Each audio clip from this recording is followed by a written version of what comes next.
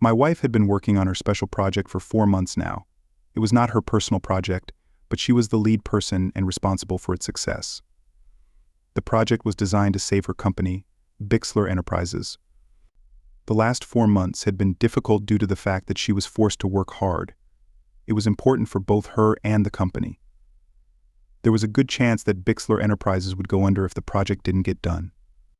Sarah had a bachelor's degree from Albright and an MBA from Wharton. She was the smartest one in the family. I started working as an auto mechanic right out of high school, and after 21 years, I was still an auto mechanic. I didn't mind because I liked the work and it paid well. It was enough to pay for Sarah's college and raise 2 kids. We weren't living luxuriously, but we were doing well. The kids had already shipped out, and things were going pretty well with our income.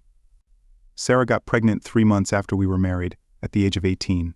For the first few years we were married, we lived with my parents. They had a big empty house as 4 of my siblings had moved away. That meant we had a babysitter while Sarah got her first few years of college. Because of 2 pregnancies, the 4-year degree took 6 years to complete. It was hard, but she made it through. I always had a job and never lacked for overtime if I needed it. After Sarah graduated from Wharton, we rented our own place. She had job offers from several large firms, but they all required us to move. I didn't mind, but Sarah wanted to stay close to home. That's why she decided to work at Bixler Enterprises. It paid well, but most importantly, it gave her responsibility and the opportunity to advance. Sarah was a hard-working, dedicated employee. The presentation is Thursday at the Radisson Hotel in Philadelphia. I took a few days off work to assist her as needed. In the end, all I accomplished was making her something to eat when she got home. I didn't know anything about her job, nor did I want to know. High-level corporate business bored me. Businessmen from Europe, Asia, and South America came here. The company paid for their airfare and provided rooms at the Radisson Hotel while they were here. It was expensive as hell, and from some of the things Sarah had said, the company was overestimating its finances. Her presentation was important to her, to the company, and to over 200 employees. Until Tuesday evening, everything was going well. Sarah came home in a new outfit, a gray suit with a white blouse. She laid out everything she needed on the bed in the guest room. When it came to housekeeping, she was normal, but when it came to work, she was meticulous. I didn't understand why she needed to pull out her fancy underwear, but I didn't say anything. In addition to her suit for the presentation, she had several cute little cocktail dresses for social events before and after the event. I had always avoided such events, but felt obligated to go with her if she wanted me to.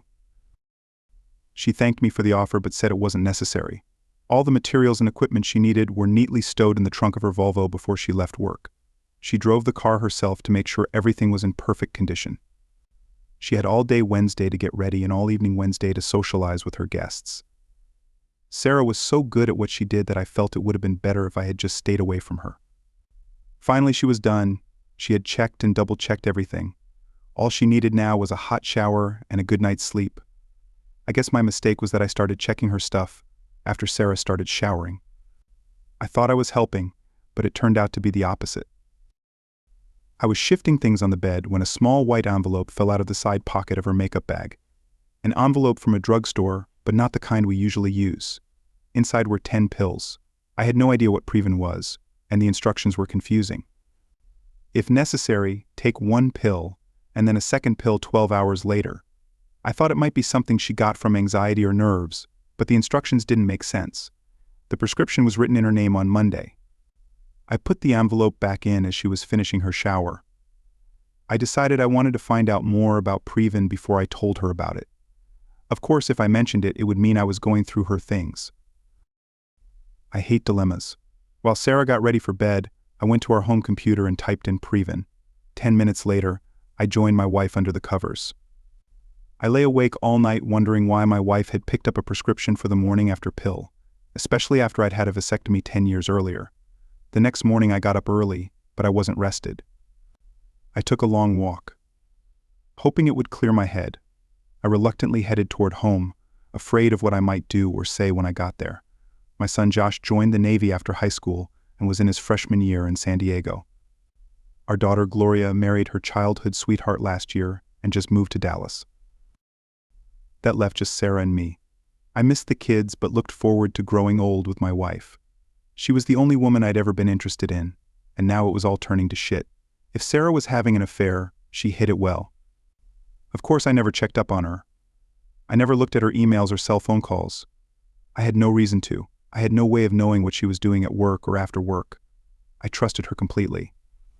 "John, where the hell have you been? You want some eggs or something?" "No, just coffee."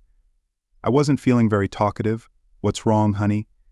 "It's only for 3 days. You can come if you want, but you'll be bored to death." "No, I really don't want to go, but I hate leaving you alone. I worry when you're not here." "That's very sweet, darling, but it'll be all right. I'm not going to leave the hotel all this time. I'll spend most of today making sure the conference room is ready, and tonight I'll have a nice chat with our potential clients. Tomorrow I probably won't even get a chance to pee. I'll be home as early as possible on Friday. I promise you a great weekend, if you know what I mean." That all sounds good, but you can't blame me for worrying. I'm an auto mechanic, and I have a beautiful and successful wife. Sometimes I get the feeling that you're less interested in advancing your family situation than you are in advancing your career. Stop it. Damn it, John. I've always respected what you do for a living and never pointed out otherwise. You raised 2 great kids and put me through college. You are a great husband, a great father, and a good provider, and never forget that. I finished my coffee while she cleared the table. "Do you want me to call you?" "No, that's not a good idea. I'll have my cell phone off and I'm going to turn off my room phone for the night so I can get some sleep. I'll call you every chance I get." I helped her load the car. She was as fussy about it as she was about everything else work-related. It would take her 3 hours to get to the Radisson Hotel. I stood on the porch and watched her leave. I didn't bother asking her about the pills. I spent the rest of the morning on the porch. I don't remember ever worrying as much as I did now. I felt small and insignificant. I felt out of my league. I was a small-town guy with a mediocre job and a successful wife. It was a mismatch. I should have noticed it earlier. I felt stupid. The best suit I had was a blue blazer and a pair of pants. At least I had a few ties, even if they were 10 years out of date. I had just finished getting dressed when the landline phone rang. "Hey, sweetie, I just wanted to let you know I got here. Okay. You had a good drive. I'm assuming the traffic wasn't too heavy. It was fine. I'll call you tonight. Now I gotta go. I'm in room 714. Sarah, I can be at my parents' or my brother's tonight. If you want to call me on my cell phone." "Okay, cell phone rings. I love you. Gotta go. I took my time getting to Philly. I didn't go straight to the Radisson. I stopped first and got a steak and cheese." It promised to be a long night. I wasn't sure what I was going to do. I parked in the hotel garage and just waited. Sooner or later I had to enter the hotel. I just couldn't decide when to do it. The ringing of my cell phone helped me make my decision. "John, I just wanted to let you know that everything has settled. I'm going downstairs now to meet some people and have dinner." "You didn't forget anything, did you?" "No, everything's fine. I've got everything in my room for tomorrow." "Do you need anything?" "No, John. Relax. I'm going to turn my phone off. I'll call you tomorrow morning." "All right, Chuckles. Have fun." "It's not fun, John. It's work." I didn't look too out of place. The lobby, restaurant, and conference rooms were full of people, so I could remain inconspicuous. There was a cute little brochure that showed the layout of all the hotel rooms. I wandered through the different rooms and stopped at the walls, looking around at the crowd. I had no idea what I would do if Sarah saw me. I would find out if and when that happened. I found an event board that listed all the rooms that were being used by the various groups. Bixler Enterprises didn't have any rooms available for Wednesday night. I found this interesting. Sarah had said she wasn't going to leave the hotel, but now I wasn't so sure about that. There were 3 dining rooms: family, casual, and fine dining. Sarah wasn't a big fan of dining with kids, so I went to the casual room first. It only took 5 minutes to make sure she wasn't there. I had better luck in the gourmet lounge. It was a cozy little booth nestled in the corner, the kind of table people reserve to have a private rendezvous. Sarah was wearing a black cocktail dress with a deep neckline and pearls. She looked elegant, and her companion looked like he appreciated it. I knew a few of the people Sarah worked with, and he wasn't one of them. He was familiar to me, but there was no way I could remember him. There were plenty of free seats, so I had no trouble crossing the room. There were candles and small glass candlesticks on the tables. I blew mine out and told the waiter it was bothering my glaucoma. I ordered the usual chicken dish and made myself comfortable. The waiter poured my coffee for the third time. "Excuse me, the guy at the table across the table looks awfully familiar. Do you know who he is?" "Sure, that's Malcolm Eugene Foote. He's a member of the town meeting. He's expected to run for Congress in the next few years." "Is that his wife with him?" "She's very pretty." "No, this is the first time I've seen her. He always uses that table for special ladies, if you know what I mean." I just smiled at him and asked for the check. I had never seen Sarah so sensual with a man before. She seemed to catch every word he said, like he was God or something. They weren't doing anything inappropriate, but it wasn't platonic or businesslike. When I left, they were finishing their second bottle of wine. Now I understood why she had taken her fancy lingerie. I made myself comfortable in the corner of the lobby so I couldn't be seen. 10 minutes later, they walked out of the restaurant. She held his hand as they walked across the lobby to the elevator. I watched the floor indicators carefully. That the elevator stopped on the third floor was a good sign. It meant she hadn't taken him to her room. It was a bad sign when the elevator didn't go to the 7th floor. It meant she went to his room, just in case I was wrong about something. I sat in the lobby and watched the elevator for an hour. People came and went, but Sarah was not one of them. I got my empty suitcase out of the car and walked up to the front desk. Even though I could prove I was her husband, I had a hard time getting a key card. They relented after calling the room, but no one answered. Finally, I was on my way to room 714 with the key card. I didn't even turn on the lights at first. I just sat in the dark room for over an hour. It wasn't hard to make sure she wouldn't come back to the room. First, I packed all her clothes and personal belongings. I didn't leave anything behind. I checked the package of Previn. There were still 10 pills left in it. On the dresser, very neatly laid out, were all the items she would need for her presentation the next day. I began to fill the suitcase. There were 24 specially bound promotional folders and another 20 regular folders. All of them went into the suitcase. A digital projector went in next, followed by a laptop. I took her purse and cell phone, which she'd left in the room. All she had with her was a clutch and probably a tube of lipstick. I walked around the room as carefully as she did to make sure I didn't miss anything. Once I was satisfied, I put her car keys and my wedding ring on the dresser. Other than those 2 items, the room was completely empty. The elevator headed straight for the parking garage. I had no trouble carrying 2 suitcases, and 20 minutes later I was on the expressway heading north. It was well over 3 in the morning. I had no idea it had been that long. An hour or 2 later my cell phone rang. Caller Idaho showed it was the Radisson's phone number. "John, yes, where are you?" "I'll be at the house soon." That's all I said. It was quiet on the other end of the line. Salesmen have an old saying, the first one to talk loses. It seemed like an eternity before she spoke. "John, I'm sorry." She didn't ask anything and just hung up. I turned my phone off. It was obvious that she had gone back to her room. Later that day, she was to give a presentation that would save her company and bring her a promotion. I put the suitcases in the attic of the garage. Sarah never went there and never thought to look for anything there. Of course, at this point, I'm pretty sure it didn't matter. First, I gathered all my clothes and personal belongings. Most men have their own tools. It's usually a requirement for the job. I stopped by the store, loaded mine into the Subaru, and picked up my last paycheck. By then, the banks were already open. I didn't have to do any fancy money and asset manipulation. I just withdrew all the money from my accounts. I had lunch in Hagerstown, Maryland. I had enough money to live on for a few years, but I knew I would be looking for a job very soon. Sarah and I were alike in that. We both loved to work. I'm going to miss her. I killed a couple hours in the Luray Caves and rented a room near Whiteville. I had no idea what I was going to do. It was Saturday, and I found myself sitting at the Chattanooga Aquarium watching nature I had never seen before. I spent a few hours just relaxing and decided it was a good place to be. I bought a year pass to the aquarium, and by dinner time I had a place to stay. It was a mobile trailer in the park, but it was furnished and cheap. I didn't need much. First thing Monday morning I was going to get a job. A good handyman can always get a job, especially if he's willing to work hard.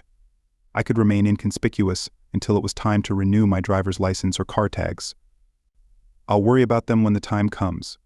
Sunday afternoon I called Gloria.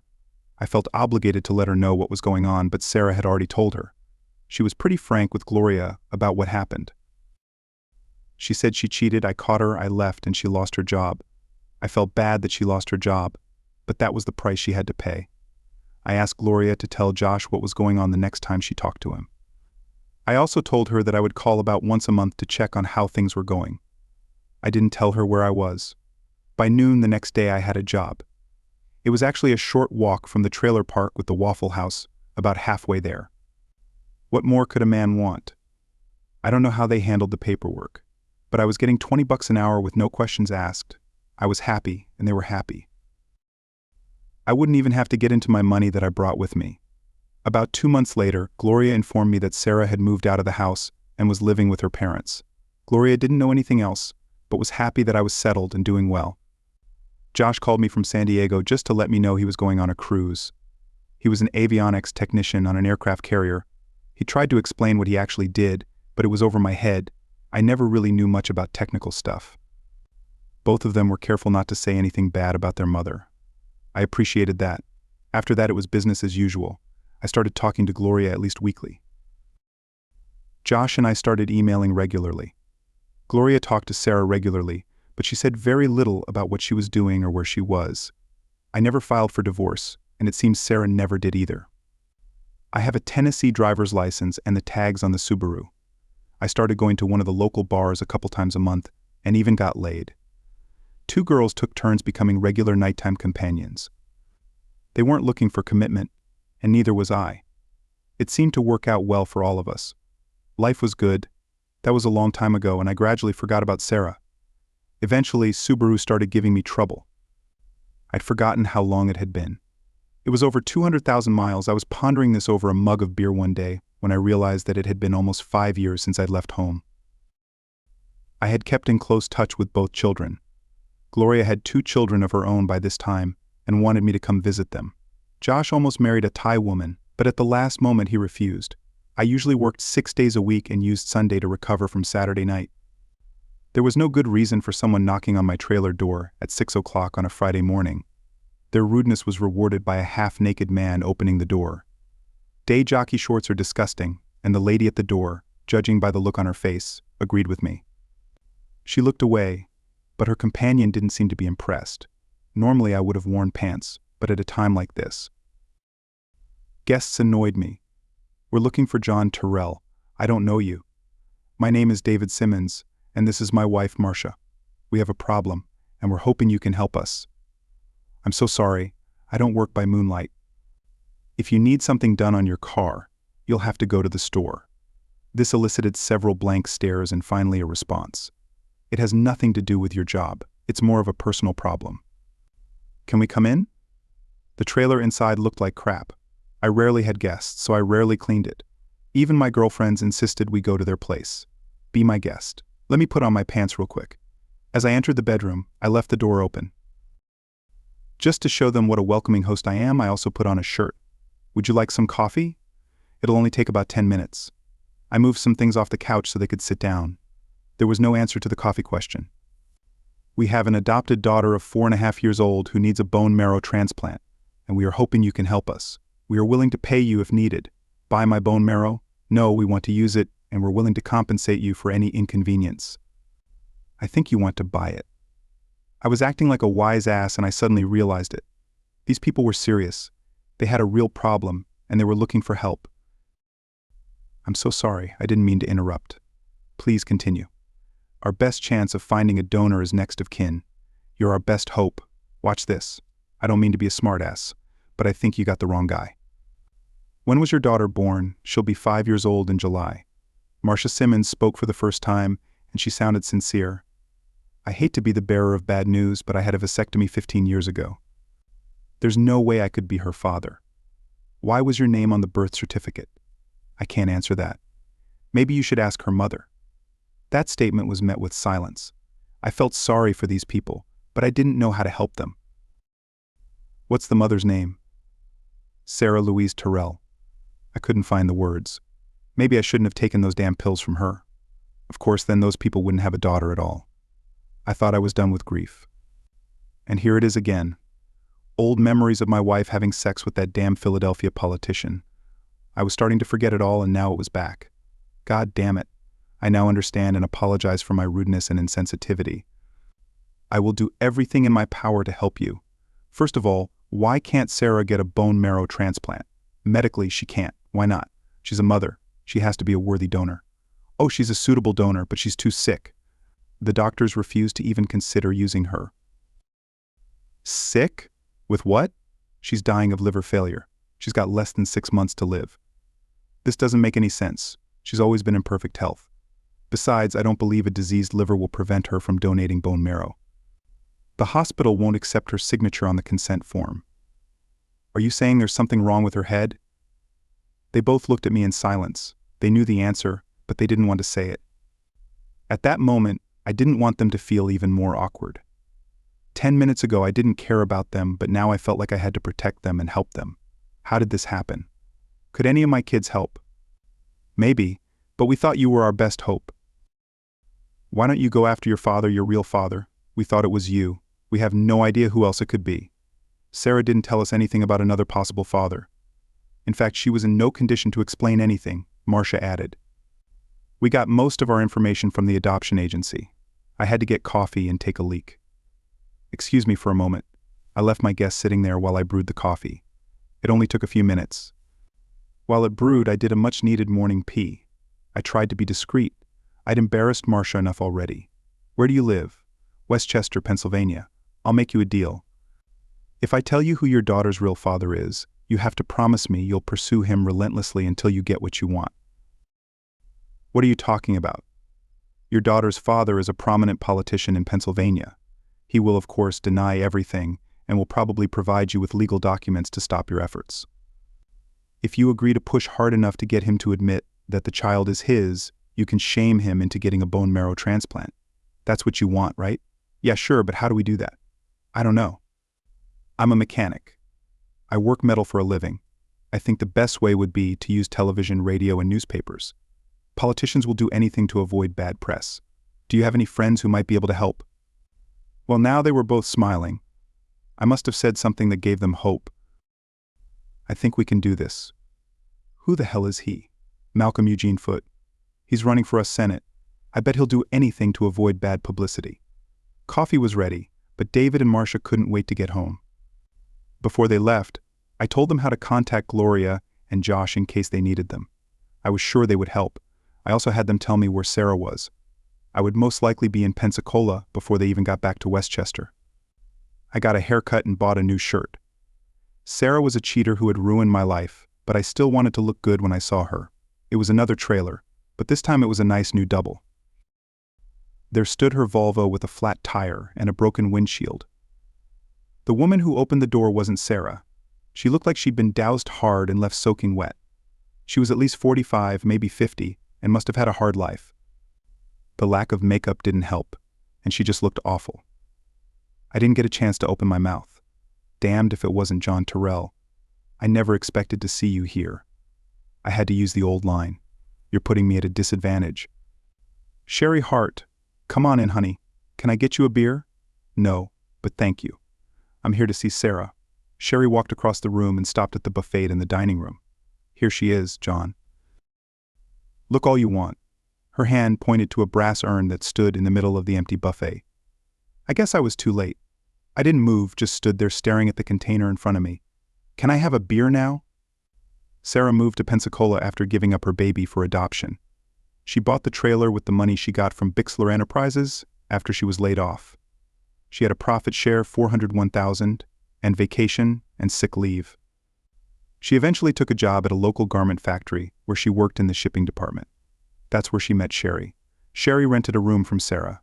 Every dime Sarah earned went to booze. She started with wine and gradually switched to stronger drinks, the cheapest ones. Eventually she lost her job because of her drinking and was forced to use her savings. She never dated anyone or went out anywhere. Sherry stayed with her, paid her utilities, and bought food that Sarah wouldn't eat. It took her over 3 years to kill herself. Amazingly, she had a will and left me a double trailer and a Volvo. Sherry explained that Sarah was so upset about what she had done that she just gave up. She didn't try to prevent the pregnancy or even terminate it. The adoption had been arranged months before the baby was born. She never went back to work, except for the black jobs she did poorly.